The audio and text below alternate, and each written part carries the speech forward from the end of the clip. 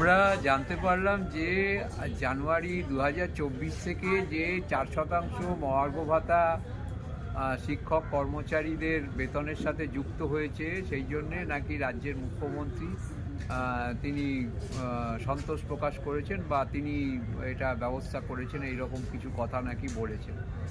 সেটা তিনি আত্মসন্তোষ লাভ করতেই পারেন, কিন্তু ঘটনা হচ্ছে যে আপনাদের স্মরণে আছে যে যখন সংগ্রামী যৌথ মঞ্চ নবান্নয় অবস্থান করবে এই কোর্টের আর মাননীয় বিচারপতি রাজাশেখর মান্থা এই আদেশনামা জারি করলেন গত ডিসেম্বর মাসে 22শে ডিসেম্বর, তখনই আমরা দেখলাম যে সেই দিনই বিকেলবেলা রাজ্যের মুখ্যমন্ত্রী তিনি পার্ক স্ট্রিটে কেক কাটতে কাটতে তিনি ঘোষণা করলেন 4% মহার্ঘ ভাতা তিনি দিচ্ছেন নতুন বছরের উপহার হিসেবে।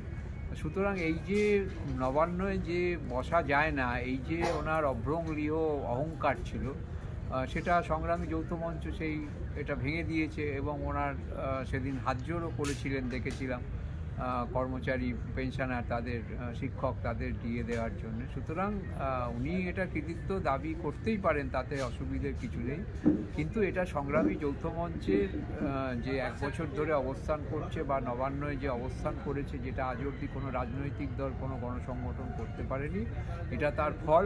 এবং আপনাদের কাছে আবেদন জানাচ্ছি যে আপনারা সংগ্রামী যৌথ মঞ্চের এই লড়াইয়ের কথা দিকে দিকে ছড়িয়ে দিন এবং কর্মচারী শিক্ষক যারা আছেন বোর্ড কর্পোরেশন পঞ্চায়েত তাদের বলুন যে আগামী দিনে আমরা লড়াইটাকে যদি জারি রাখি, এই লড়াই করে চাপ সৃষ্টি করতে পারি যদি, তাহলে আমরা মহার্ঘ ভাতার স্থায়ী আদেশনামা যেটা দিল্লির বঙ্গভবনের কর্মচারীদের জন্য রয়েছে, সেই আদেশনামা যে মহার্ঘ ভাতার স্থায়ী আদেশনামা সেটি উনি প্রকাশ করতে বাধ্য হবেন। আপনিও তো একজন অবসরপ্রাপ্ত কর্মচারী। আজ 31শে জানুয়ারি 4% ডিএ সহ আপনার পেনশন ঢুকেছে, তো কি বলবেন এই নিয়ে? শুধু আপনি আর অবসরপ্রাপ্ত কর্মচারী শুধু না, পশ্চিমবঙ্গের শিক্ষক শিক্ষিকা থেকে শুরু করে কর্মচারী সবার ক্ষেত্রেই একই নিয়ম প্রযোজ্য হয়েছে এবং তাদের বেতন খাতে 4% ডিএ মার্জ হয়ে আজকে ঢুকেছে। এই বিষয়ে যদি কিছু বলেন। এটা হচ্ছে একটা যেটা ভালো লাগছে যে আমাদের লড়াইয়ের ফলে অন্তত নেই মামার থেকে কানা মামা যাকে বলে আর কি, আমরা কানা মামা হিসেবে 4% মহার্ঘ ভাতা পেয়েছি। এটা আমাদের আন্দোলনের ফল।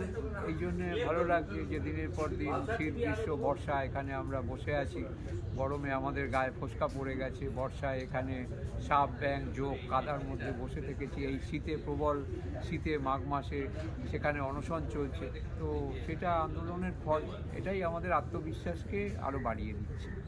আপনি অনেক দিন ধরেই অসুস্থ রয়েছেন, বিগত কয়েকদিন ধরে আপনি 7 দিন ধরে অনশন করেছেন। এখন আপনার শারীরিক পরিস্থিতি সম্বন্ধে যদি একটু বলেন দর্শকদের। না, এটা তো হচ্ছে যে আমি একটা প্রবাদ সবাইকে বলছি যে সিং ভেঙে বাছুরের দলে ঢোকা।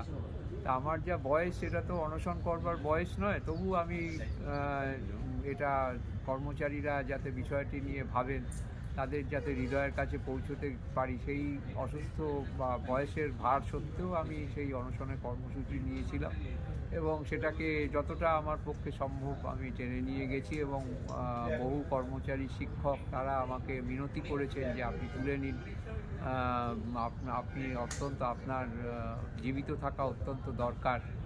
তো আমি তাদের বলেছিলাম যে আমি যখন পারবো না আমি নিজেই আপনাদের অনুরোধ রক্ষা করবো। তা সেই হিসেবে আমি যখন পারিনি তখন আমি সেই অনশন পরিত্যাগ করেছি। সবাই